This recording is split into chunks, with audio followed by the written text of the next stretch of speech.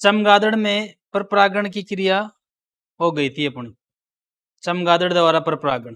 ठीक है, ठीक है, क्योंकि चमगादड़ रात्रिचर प्राणी होते हैं। ठीक है, और वो रात में भोजन की तलाश में निकलते हैं, तो कुछ पुष्पों से वो अपना मकरंद ग्रहण करते हैं। उस दौरान परागकण उनके शरीर से चिपक जाते हैं और परागकण फिर किसी दूसरे पुष्प में ट्रांसफर हो जाते हैं। तो ये तो उनकी हो गई कंडीशन, ये क्रिया उनके अंदर हो गई। अब हमने जल परागण पढ़ा था भाई, क्या पढ़ा था? जल पराग, हमने जल परागण पढ़ा था। क्लियर? अब जल परागण में आपने एक बात पढ़ी थी, क्या? अधिजल परागण और एक अधोजल परागण। अधिजल परागण वो होता है जिसमें परागण की क्रिया जल की सतह के ऊपर हो। अधोजल परागण वो होता है जिसमें परागण की क्रिया जल के अंदर हो। ठीक है, तो यहां पर अधिजल परागण में आपने एक एग्जाम्पल दिया था, वेलिसनेरिया। क्लियर? वेलिसनेरिया। तो आपको इसको डिटेल से पढ़ना है, पूरा एक्सप्लेन करना है कि इसमें परागण की क्रिया कैसे होती है। ठीक, वेलिसनेरिया एक लिंगी पादप है भाई, एक लिंगी पादप है। मतलब नर तथा मादा अलग अलग, नर तथा मादा जननांग अलग अलग पादपों पर स्थित मिलेंगे। इसमें एक लिंगी है, एक पादप में नर जननांग होते हैं और एक पादप में मादा जननांग होते हैं। ठीक है, जल में लगे रहते हैं, लेकिन ये जल की सतह के बाहर आकर परागण की क्रिया करते हैं। ठीक है, हम एक डायग्राम देखते हैं। देखो ये दिखाई दे रहा आपको, समझ में आ रहा है? दिखाई दे रहा है सब? यहां पर देखो, इसके अंदर ये जो दे रखा है ना फीमेल फ्लावर, ये दे रखा ना फीमेल फ्लावर। ठीक है, तो ये मतलब मादा पुष्प है, यानी मादा पादप पर मादा पुष्प लगे हुए हैं और ये नर है। क्लियर? ठीक है, तो यहां पर देखो क्या कंडीशन हो रही है कि इसके अंदर ये मेल फ्लावर यानी नर पुष्प, नर पादप द्वारा नर पुष्प बंद अवस्था में ही छोड़ दिए जाते हैं। नीचे से जल के भीतर ही होते हैं, जल की सतह पे आ जाते हैं। कौन आ जाते हैं? नर पुष्प बंद अवस्था में, ऊपर आके खुलते हैं ये, मतलब बंद अवस्था में आते हैं ऐसे और ऊपर आके ये खुल जाते हैं, ऐसे खुल जाते हैं। ठीक है, अब जैसे ये खुल जाते हैं तो आपको पता है नर पुष्प है, तो नर पुष्प के अंदर परागकोश भी होगा। नर पुष्प के अंदर क्या होगा भाई? परागकोश भी होगा, परागकोश भी होगा। अगर परागकोश है तो उसके अंदर क्या होंगे? परागकण होंगे। उसके अंदर क्या होंगे? परागकण है, तो मान लो इसके अंदर ये परागकण भरे हुए हैं। ठीक है, ये परागकण भरे हुए हैं, तो नर पुष्प टूट जाते हैं और टूटकर बंद अवस्था में जल की सतह पे आ जाते हैं, ऊपर की तरफ आ जाते हैं, जल से निकल के बाहर जल की सतह पे आ गए। क्लियर? जल की सतह पे आ जाते हैं। फिर इनका परागकोश जो होता है उसमें स्फुटन होता है। क्या होता है? स्फुटन। स्फुटन मतलब फट जाता है वो, जैसे ही वो फट जाता है तो परागकण बाहर निकलना स्टार्ट हो जाते हैं, परागकण बाहर निकलना स्टार्ट हो जाते हैं। ठीक है, इधर मादा पुष्प एक वरंत के सहारे, देखो ये वरंत दिखाई दे रहा, ऐसे घुमावदार, ऐसे घुमावदार एक वरंत के सहारे मादा पुष्प जल की सतह के ऊपर तक आ जाता है। ध्यान रखना, मादा पुष्प टूटता नहीं है भाई, मादा पुष्प पादप से अलग नहीं होता है। मादा पुष्प एक लंबे वरंत के सहारे ऊपर तक आ जाता है, लंबे वरंत के सहारे ऊपर तक आ जाता है। ये वरंत बहुत ज्यादा ऐसे कुंडलित रहता है, ऐसे क्या रहता है? ये ऐसे कुंडलित रहता है ऐसे, तो जब इसको आवश्यकता पड़ती है तो ये स्प्रिंग की तरह ऊपर हो जाता है और ये जो फूल होता है जो मादा पुष्प होता है वो जल की सतह के ऊपर चला जाता है, ठीक, जब ये परिपक्व अवस्था में आ जाता है। ऐसा इनमें कब होता है?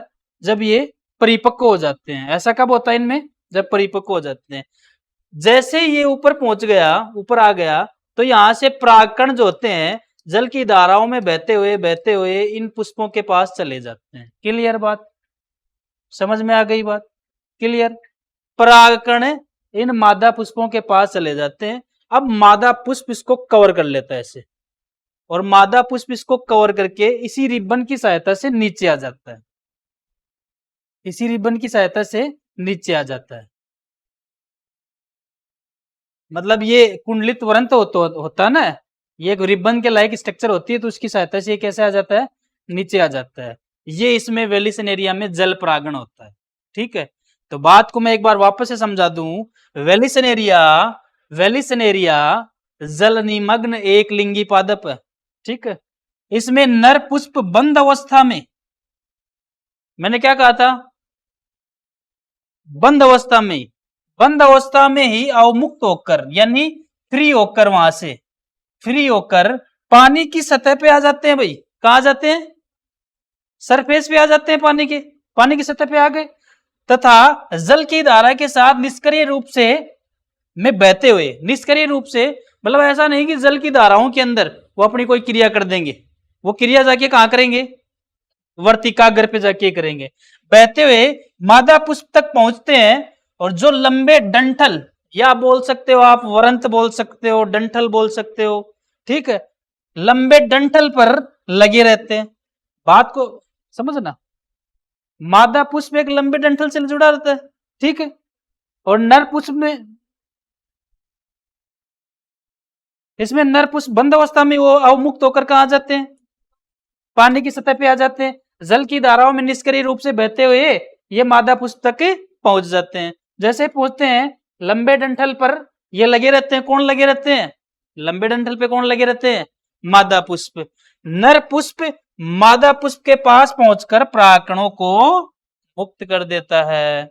जैसे ही वो परागकणों को मुक्त कर देता है, तो मतलब ये दूरी कोई ज्यादा नहीं होती। आप बोलोगे सर आपने तो यहीं से बता दिया, ये दूरी कोई ज्यादा नहीं होती, उसके जैसे पास से जाता है तब छोड़ता है वो परागकणों को। ठीक है, तो परागकणों को मुक्त कर देता है। मादा पुष्प उन परागकणों को ग्रहण करके नीचे आ जाता है, फिर उनके अंदर वही निषेचन की प्रक्रिया वगैरह स्टार्ट हो जाती है। तो क्लियर? वेलिसनेरिया में जल परागण की क्रिया मेरे ख्याल से आपको समझ में आ गई। ठीक है, ठीक है, वेलिसनेरिया में जल परागण की क्रिया समझ में आ गई। ठीक है, तो ये इसके स्ट्रक्चर है, डायग्राम वगैरह है। ठीक है, तो ये बात आप नोट कर लो एक बार, आपको अपनी थोड़ी सी बात है, बाकी के नोट्स आगे से मेंटेन होंगे। फटाफट करो इस बात को नोट।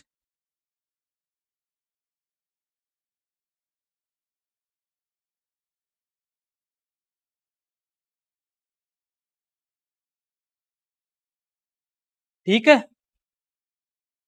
अपना नेक्स्ट टॉपिक है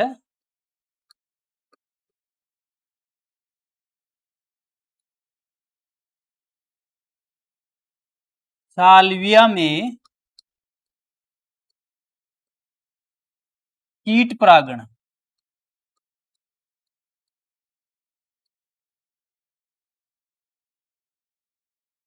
साल्विया में कीट परागण, क्या टॉपिक अपना? साल्विया में कीट परागण। तो साल्विया एक पादप है जिस पर जो पुष्प लगता है वो द्विलिंगी पुष्प होता है। साल्विया के अंदर जो पुष्प लगता है वो द्विलिंगी है। कैसा है?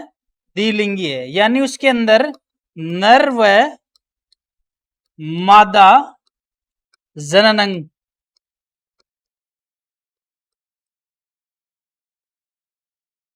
दोनों प्रेजेंट रहते हैं। नर और मादा जननांग दोनों प्रेजेंट रहते हैं। ये आप एक डायग्राम देख रहे हो इमेज के रूप में। ठीक है, ये इमेज के रूप में देखो, आपको यहाँ क्लियर नजर आ रहा है, ये कीट है एक, ये एक कीट है भाई, और ये यहां से इसकी स्ट्रक्चर है।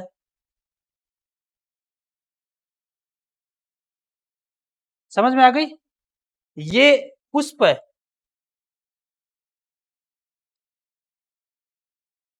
समझ में आ रहा है? ये कीट है, ये एक पुष्प है, ठीक है। हम जिस टॉपिक को पढ़ रहे हैं वो है साल्विया में कीट परागण।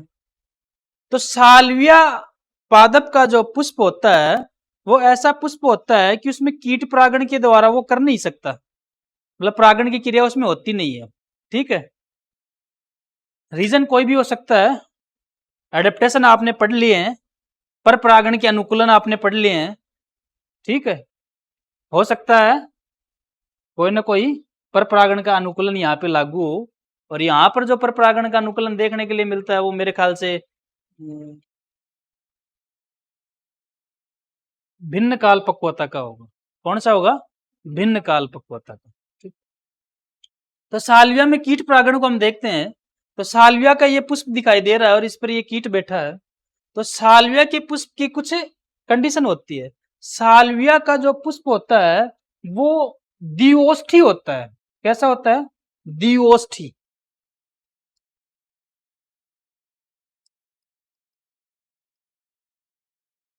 एक ओष्ठ ये होता है उसमें और एक ये होता, दो ओष्ठ होते हैं ऐसे। समझ में आ गई बात? द्विओष्ठी मतलब दो फलक होते हैं उसके अंदर ऐसे, ठीक है, दो पालियां हैं कुछ इस तरीके की। एक ओष्ठ ये रहता है और एक ओष्ठ ये रहता है। ये ऊपरी ओष्ठ, ये क्या हो गया? ऊपरी ओष्ठ, और ये निचला ओष्ठ। अब क्या होता है, इसका जो निचला ओष्ठ होता है, इस पुष्प का जो निचला ओष्ठ होता है वो कीट के लिए प्लेटफॉर्म का कार्य करता है। किसका कार्य करता है? प्लेटफॉर्म का, बैठने का कार्य करता है। तो कीट इस पे से आसानी से बैठ जाता है वहां जाके, ठीक है। और ये जो ऊपरी ओष्ठ होता है उसके अंदर पुंकेसर और वर्तिकाग्र होते हैं, ठीक है। अब इसका जो पुंकेसर होता है,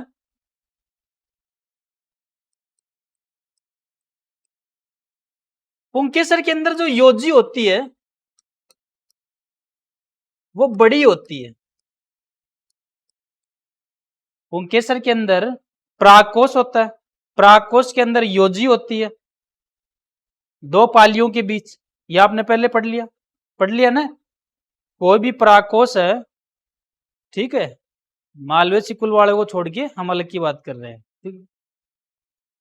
तो उनके अंदर द्विपाली होती है। कैसी होती है? द्विपाली। और दोनों पालियों के बीच योजी होती है जो उनको कनेक्ट करके रखती है। क्या करके रखती है? कनेक्ट करके रखती है। यहां पर योजी काफी बड़ी होती है, बहुत ज्यादा बड़ी होती है। इसके कारण क्या होता है कि इसके अंदर जो पालियां हैं बट जाती है। समझ में आ गई बात? पुंकेसर के अंदर जो प्राकोष होता है, प्राकोष के अंदर जो योजी होती है उसकी संरचना काफी बड़ी होती है। योजी की संरचना काफी बड़ी होती है, जिसके कारण जैसे दो पालियां वो दूर दूर चली जाएंगी। अगर योजी बड़ी हो गई तो पालियां दूर दूर हो गई। ये आप पहले देखो, हम जब इसका डायग्राम बनाते हैं प्राकोष के अनुप्रस्थ काट का, तो कुछ ऐसी स्ट्रक्चर देखने के लिए मिलती है हमें, ठीक है। तो ये दो पालियां हो गई, एक पाली इधर की एक पाली इधर की। यहाँ पे बीच में क्या लगी रहती है? योजी लगी रहती है। क्या लगी रहती है? योजी लगी रहती है, ठीक है। तो इसके अंदर जो योजी होती है वो बड़ी होती है, ठीक है। तो पहली बात तो मैंने ये बोली, पहले तो इस बात को जान लो, साल्विया का जो पुष्प होता है वो द्विलिंगी पुष्प होता है। द्विलिंगी के साथ वो द्विओष्ठी होता है। एक ऊपरी ओष्ठ होता है और एक निचला ओष्ठ होता है। ऊपरी ओष्ठ, निचला जो ओष्ठ होता है वो कीट के लिए प्लेटफॉर्म का कार्य करता है, बैठने का कार्य करता है। इसमें जो पुंकेसर पाया जाता है उसके अंदर योजी जो होती है वो काफी बड़ी होती है। योजी बड़ी होने के कारण, योजी बड़ी होने के कारण दोनों पालियां अलग अलग हो जाती हैं, दूर दूर हो जाती है। समझ में आ गई बात? योजी बड़ी होने के कारण दोनों पालियां दूर दूर हो जाती है। एक पाली ऊपर चली जाती है और एक पाली नीचे रह जाती है। जैसे ये एक पाली हो गई, ये एक, इसमें देखो ये यहाँ अगर देख सकते हो तो आप ये देखो, ये देख सकते हो तो दिख रहा है क्या?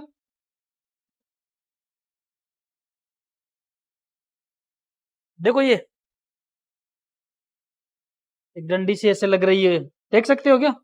तो एक पाली ये है और एक पाली नीचे दिखाई नहीं दे रही। समझ में आ गई बात? क्लियर? तो एक योजी बड़ी होने के कारण दोनों पालियां क्या हो जाती हैं? दूर दूर हो जाती है। एक ऊपर हो जाती है पाली और एक नीचे। ऊपर की पाली जो होती है इसको हम कहते हैं जननक्षम पाली। क्या कहते हैं?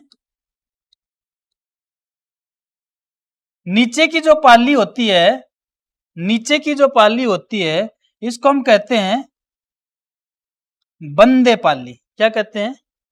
अब आपको एक चीज समझ में आ गई यहां पे, अगर जननक्षम की बात चल रही है तो आपको ये बात क्लियर हो गई कि जननक्षम पाली के अंदर ही क्या होंगे?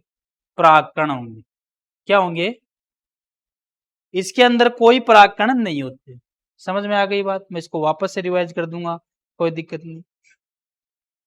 ऊपरी ओष्ठ के अंदर जननक्षम पाली होती है तथा ऊपरी ओष्ठ के अंदर ही ये देखो दिखाई दे रहा है, ये एकदम क्लियर दिखाई दे रहा है, ये क्या है? वर्तिकाग्र। ये वाला, ये वर्तिका हो गई, सॉरी ये वर्तिका हो गई।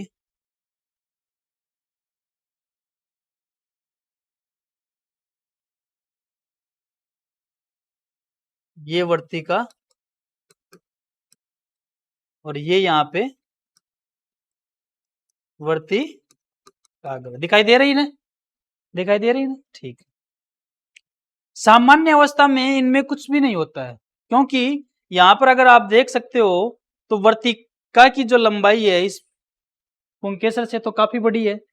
ठीक है, तो भिन्न काल पक्वता इनमें आ रही है। ठीक है, सामान्य अवस्था में इनमें कुछ नहीं होता, लेकिन जैसे इस पे कोई कीट बैठता है तो वो कीट बैठने के बाद क्या करता है? इस प्लेटफॉर्म पे बैठता है और मकरंद ग्रहण करने के लिए इसके नीचे तक जाने की कोशिश करता है। जैसे वो जाता है तो ये जो बंदे पाली होती है, ये बंदे पाली कीट जब अंदर प्रवेश करता है तो कीट इस बंदे पाली पर ऐसे प्रेशर डालता है। जैसे इस पे प्रेशर डालता है तो ये जो जननक्षम पाली होती है ये ऊपर से आके, ये दोनों जुड़ी होती है ऐसे, ऊपर से आके उसकी पीठ पे टच कर देती है ऐसे। समझ में आ गई बात? समझ में आई क्या? जैसे ये अंदर, इसको कोई लेना देना नहीं है, इसको कोई लेना देना नहीं है, ये खुद नहीं करवा रहा, ये तो अपना काम करने जा रहा है, ये तो मकरंद ग्रहण करने जा रहा है, इसको परागण से कोई लेना देना नहीं है, मतलब ये खुद नहीं करवा रहा। लेकिन जैसे ये मकरंद ग्रहण करने के लिए इसके ओरी तक जाने की कोशिश करता है तो बंदे पाली जो होती है उस पर ये प्रेशर डालता है, प्रेशर डालने से ये ऊपर की तरफ ऐसे आके उसके पीठ पे टच करती है, रगड़ मारती है। जैसे ही रगड़ मारती है तो यहाँ पे परागकण भी खड़ जाते हैं। समझ में आ गई बात? अब ये जब ये जाकर बाहर निकलेगा उसी दौरान, या जब रगड़ मारती उसी दौरान, ये वर्तिकाग्र जो होती है वो इससे काफी बड़ी होती है, नीचे तक पहले से झुकी रहती है। तो जब ये बाहर निकलता है तो ये परागकण किस में चले जाते हैं? इस वर्तिकाग्र पे चले जाते हैं। ये परागकण किस पे चले जाते हैं? वर्तिकाग्र पे। इस प्रकार से साल्विया में कीट परागण पूरा हो जाता है। समझ में आ गई बात? समझ में आई है? समझ में आई? एक बार इसको रिवाइज कर देते हैं। ठीक है,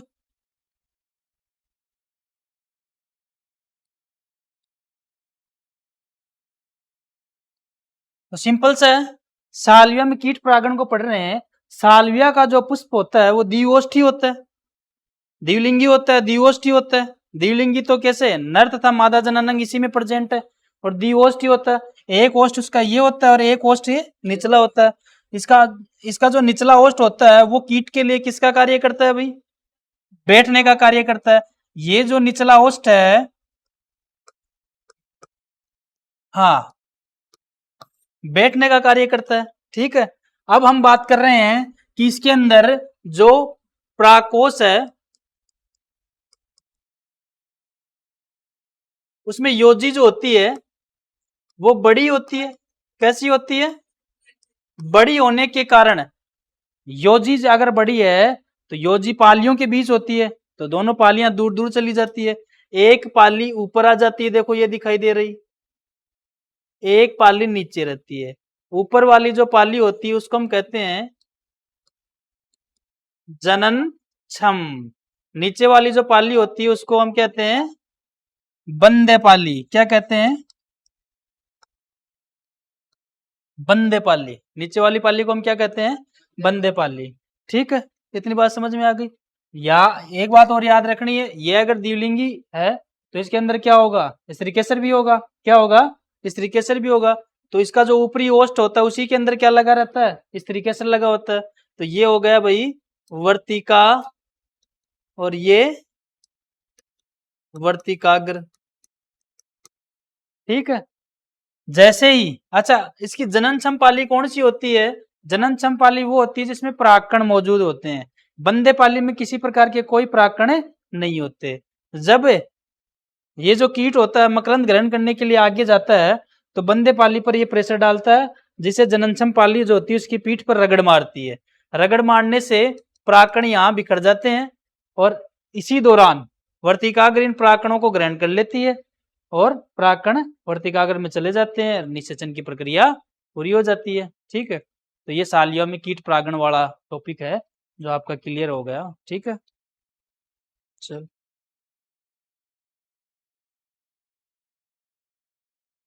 अच्छा, अब कीट परागण में ही हम और पढ़ेंगे। कीट परागण में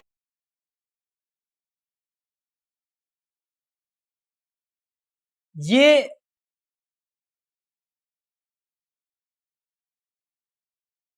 कीट व पादप के बीच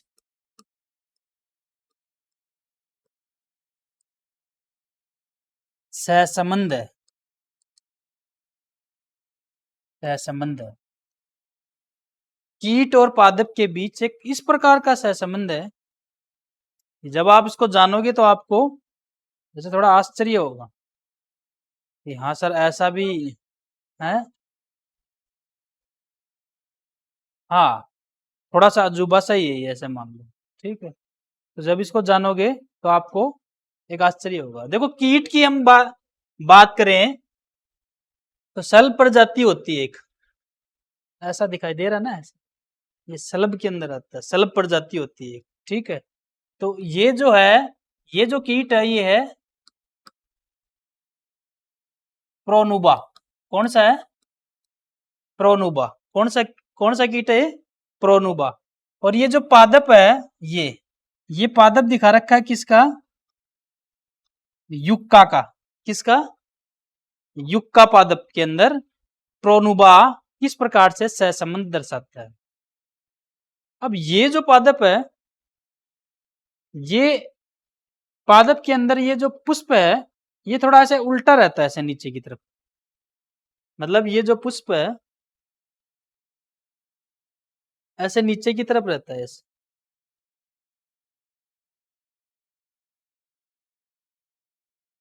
ठीक, और ये स्त्री पूर्वी पादप है। कैसा पादप है? मतलब ये पुष्प कैसा है? स्त्री पूर्वी।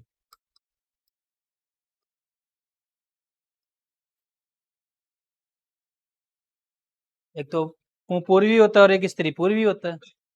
मतलब इसमें स्त्री केसर पुंकेसर से पहले परिपक्व हो जाता है।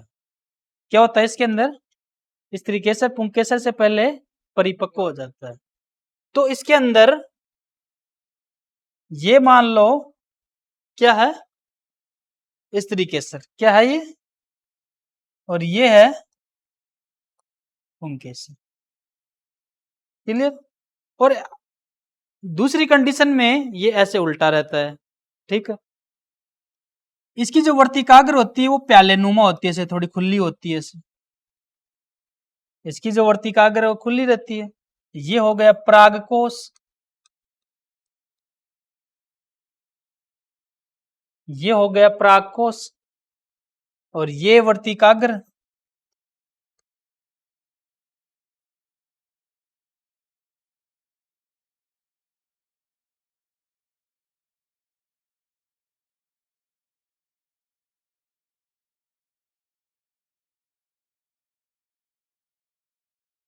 ये वर्तिकाग्र।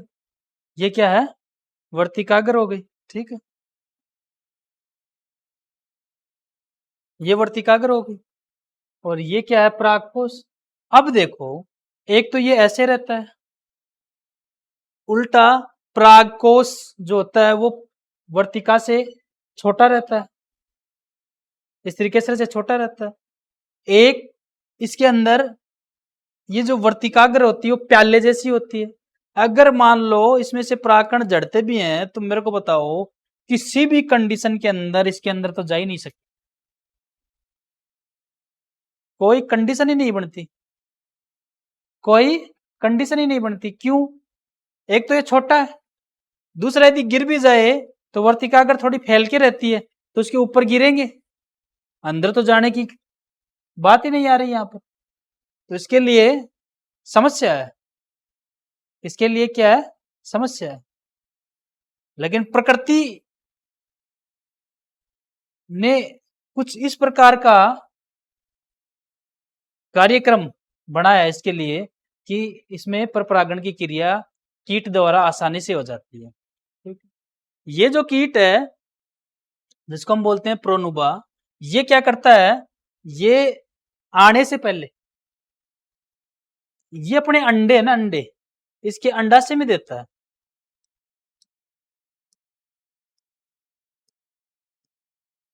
क्योंकि ये जानता है इसके अंडाशय के अंदर इसके अंडे सुरक्षित रहेंगे। हाँ, अंदर की तरफ बड़ा होता है, मतलब प्रवेश भी नहीं करके छोड़ के आ जाता है वहां तक ये। हाँ, इतना होता है कि वो अंदर प्रवेश कर जाए। तो इसके अंडे जो होता है, ये अपने अंडे जो होता है ये अंडाशय के अंदर देता है। किसके अंडाशय के अंदर?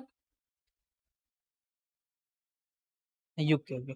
लेकिन जब ये आता है इस पर, तो ये आने से पहले ही इनको, परागकणों को अपने मुंह में भर लेता है। क्या करता है? परागकणों को अपने मुंह में भर लेता है और इसके अंदर जाके अंडे दे देता है, और अंडे देने के बाद जब बाहर निकलता है तो परागकणों को यहाँ छोड़ के उड़ जाता है। वो जानबूझ के करवा रहा है। किसको? मैं कह रहा हूं वो सारा कुछ जानबूझ के करवा रहा है, क्योंकि उसको पता है उसके अंडे जो है इसी पुष्प में सुरक्षित रह सकते हैं। अगर इस पुष्प में परागण नहीं हुआ तो इस पुष्प की प्रजाति क्या हो जाएगी, खत्म हो जाएगी। अंडाशय में इसलिए देता है ताकि सुरक्षित रहे। फिर